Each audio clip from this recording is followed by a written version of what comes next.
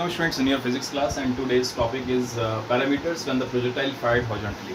Students, we have taken a projectile which is fired from O origin. We have taken this as a reference point actually from where the projectile is fired actually. This projectile fired with the initial velocity u, okay, and the height of the projectile where it is fired actually, which is h, okay. This is the height from where the projectile is fired. And this projectile covered the maximum distance on x-axis is r, which is called the horizontal range, okay, and the time taken by this projectile in coming from O to C is capital T. Clear? This is the time of flight. Time of flight is that time in which the projectile remain in air, okay, remain in its flight actually, okay. And students, we are going to find out the parameters. As we are going to find out the parameters, first we have taken their time of flight, which is denoted by capital T, because we find this time of flight by using the vertical motion, by taking the vertical motion. So we'll take the vertical motion s is equal to ut plus half at square, and here you have given the vertical components, okay. S is equal to it is the distance which is covered vertically actually. S is equal to y is equal to h. So when the projectile comes from O to C, now this will be the distance, this will be the vertical distance covered by the projectile, which is h actually, okay. So h will be s will be equals to h, and the initial velocity of the projectile from where it is projected actually, initial vertical velocity, it will be 0, okay. तो ऊपर जो इसका initial vertical velocity होगा वो 0 होगा, okay, and acceleration will be what, because the projectile comes down actually, so ay will be equals to plus g. Okay, and the time is capital T. Now putting these values, you get h is equal to 0 plus half gt square, and t is equal to root over 2h upon g. This is the time of flight actually, okay, which we have got from the vertical motion. Students, यहाँ आप देखिएगा, एक note करके मैंने लिखा है, in horizontal motion, in horizontal projectile projection, the time taken by a projectile to reach the ground is independent of initial velocity. There is no term of initial velocity, so this time of flight doesn't depends on the initial velocity, but it will only depends on the height actually. It only depends on height. It doesn't depends on initial velocity. Okay, keep this point in your mind actually. Now the second case is horizontal range. How we can find this horizontal range? We'll take here horizontal motion. S is equal to ut plus half at square. Now we'll take the horizontal components. Students, in case of horizontal motion, the distance covered along x-axis is what, which is we have taken here r, okay. R is what? R is the horizontal distance actually. So s will be equals to x is equal to r. So x कितना होगा? R होगा. R is the maximum distance covered along x-axis on x-axis. Clear? And it is also known as the range actually. And ux, it is the initial velocity, and initial velocity is u. Okay, u speed से projectile को project किया गया है. So initial horizontal velocity u which remain constant actually, and a x will be 0 because u is constant, so a x will be equals to 0, and t is equal to, we have got it here, the t is equal to root over 2h upon g. Student, this time remain common in both the cases. मैंने इससे पहले भी आपको बताया था, time horizontal motion और vertical motion दोनों के केस में सेम होगा, ओके. जितना टाइम उसको वर्टिकल मोशन में लगता है उतना ही उसको हॉरिजॉन्टल मोशन में भी लगता है, okay.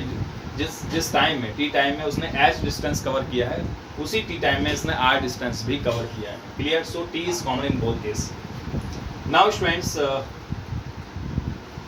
putting these values in this expression, what we get r is equal to u root over 2h upon g plus 0, okay, because acceleration is 0, horizontal acceleration is 0. Clear? Now r is equal to u root over 2h upon g. This is your range. This is the formula for the range actually. Now student, the third case is third thing actually, which is very important, velocity of projectile at any height. हम किस तरह से किसी भी height पे या किसी particular time में प्रोजेक्टाइल का स्पीड हम निकाल सकते हैं. ये बहुत इंपॉर्टेंट है न्यूमेरिकल पर्पज से, ठीक है. इस फॉर्मूले को ज़रा ध्यान से समझिएगा किस तरह से हम इसको फाइंड आउट करते हैं. तो velocity of projectile at any height, let's suppose students at the instant t, okay, the object P at P. हम ये मान लेते हैं कि किसी टाइम टी में ऑब्जेक्ट यानी प्रोजेक्टाइल जो है वो पी पॉइंट पर पहुंचता है, और ये वर्टिकल डायरेक्शन में वाई डिस्टेंस कवर करता है, हॉरिजॉन्टल डायरेक्शन में एक्स डिस्टेंस कवर करता है, ठीक है. तो this is distance covered horizontally and this distance covered vertically. Okay, when the projectile reaches to this point P, and at here it covers actually it gained the two types of velocities. One is the horizontal velocity which is Vx, and another one is vertical velocity which is Vy. Okay, and resultant velocity will be V. तो students जो projectile है उसके पास T time बाद two types की velocities होंगी, एक तो vertical velocity होगी, हॉरिजॉन्टल वेलोसिटी होगी, दोनों एट ए टाइम होंगी। इसलिए इसका जो मोशन होता है इस तरह से होता है, पैराबोलिक होता है, ठीक है, क्योंकि इसके पास दो टाइप की वेलोसिटी हैं और दोनों ही उसके ऊपर वर्क कर रही होती हैं, ठीक है। लेकिन रिजल्टेंट वेलोसिटी उसका v है, ठीक है। हमने इसको वेक्टर pb ले लिया है और इसको हमने वेक्टर pa ले लिया है और ये वेक्टर pd हमने ले लिया है, ठीक है, और यहाँ पर इसको हमने c मान लिया है। Clear student? ये जो PD वेक्टर है वो PA वेक्टर से एंगल जो बनाता है उसको मैंने यहाँ समझाया है अलग से, इसको जूम करके मैंने यहाँ इसको क्लियर किया है। The PD vector makes an angle beta with PA vector. Clear? We have taken here and the angle between Vx and Vy vector is theta, यानी Vx और Vy के बीच में जो एंगल होगा that will be theta actually. Okay, तो इसको यहाँ आप समझ सकते हैं। Clear? Now here students, horizontal velocity क्या है आपका PA Vx और vertical velocity PB Vy। Clear? Now since we know that V is equal to U plus AT, देखिए स्टूडेंट्स यहाँ पर आपको एक चीज़ याद रखना है कि जो Vx है वो कांस्टेंट रहेगा, ठीक है। वर्टिकल वेलोसिटी वो कांस्टेंट है क्योंकि हमने एक कांस्टेंट वेलोसिटी से इसको प्रोजेक्ट किया है, तो Vx जो है वो U के इक्विवेलेंट होगा, यानी Vx is equal to U होगा। लेकिन Vy चेंज हो रहा है क्योंकि body under the effect of gravity move कर रही है और ग्रेविटी जो है वो एक्सेलरेशन प्रोड्यूस करता है बॉडी के ऊपर, जिसकी वजह से उसका स्पीड में चेंज आता है और स्पीड इंक्रीजिंग ऑर्डर में होगी क्योंकि बॉडी कम्स डाउन एक्चुअली, ठीक है। तो here we will find Vy actually because already we have Vx but we don't have Vy, so by using this formula we get the Vy actually. तो Vy is equal to Uy plus Ay into t. Okay, इस फॉर्मूले से हमने इसको vertical components में convert कर लिया। Vy is equal to Uy plus Ay t and Uy is 0 because initial vertical velocity is 0, already I have told you, okay, and Ay is g and this is plus g। Clear? Now putting this value you get Vy is equal to g। Now this is the vertical velocity at after t time। Clear? After small t time। Clear? Now students, how we get the resultant, how we get the formula for the resultant velocity V?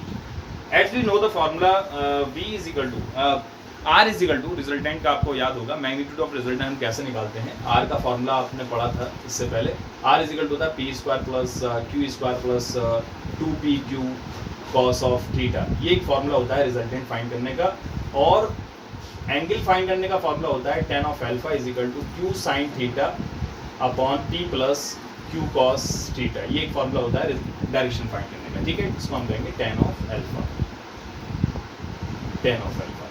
Clear student? ये इस case में मैंने अलग से एक figure दिया है आपको, यहाँ वेक्टर P है और ये Q है और दोनों के बीच का एंगल थीटा है, ठीक है। P Q के बीच का एंगल यहाँ थीटा है और ये जो आप देख रहे हैं O, इसको आप ले लीजिएगा OC। ये OC जो वेक्टर है ये रिजल्टेंट है, ठीक है, जो डायगोनल के अलोंग है, और यहाँ पर जो रिजल्टेंट है वो P के साथ बीटा एंगल बनाता है। तो यहाँ रिजल्टेंट P के साथ बीटा एंगल बनाएगा, तब उस केस में जो फॉर्मूला हम लिखते थे वो Q sine theta upon P plus Q cos theta लिखते थे। यानी कि ऊपर में जो है वो अनदर वेक्टर होता है जिसके साथ एंगल बनता है, वो वेक्टर नहीं लेते हैं, वो वेक्टर यहाँ P आ रहा है अपॉन में, लेकिन जिसके साथ एंगल नहीं बना एक्चुअली Q के साथ एंगल नहीं है, ये बीटा एंगल किसके साथ है? P के साथ है। तो जो रिजल्टेंट है वो P के साथ एंगल बना रहा है, तो P को हम यहाँ लेंगे, ठीक है, और अनदर वेक्टर के साथ साइन ऑफ थीटा लेते हैं, तो Q sine theta upon P plus Q cos theta. अगर यही एंगल बीटा एंगल, सपोज करिए ये बीटा एंगल Q के साथ होता, मान लीजिए अगर ये Q के साथ होता, ये बीटा एंगल यहाँ होता, ठीक है, रिजल्टेंट का, तब उस केस में हम इसको चेंज कर दें, ये ऑर्डर चेंज हो जाएगा, यहाँ ये P हो जाएगा, यहाँ पर Q हो जाएगा और यहाँ पर P हो जाएगा। तो फॉर्मूला क्या बनेगा? P sign theta upon Q plus P cos theta. ये याद रखना है आपको। ये फॉर्मूला डिपेंड करता है कि एंगल किस वेक्टर के साथ है। अगर एंगल P वेक्टर के साथ है तो फॉर्मूला बनता है Q sine theta upon P plus Q cos theta, और if the angle is with the vector Q actually, then formula becomes P sin theta upon Q plus P cos theta। Clear? तो student इसी को हमने follow करते हुए यहाँ formula लिखा है रिजल्टेंट V फाइंड करने का, ठीक है। हम यहाँ पर वेक्टर रूल्स का यूज करते हैं, तो V इज इक्वल टू क्या हो जाएगा? Here we have given the two vectors Vx and Vy like P and Q। Clear?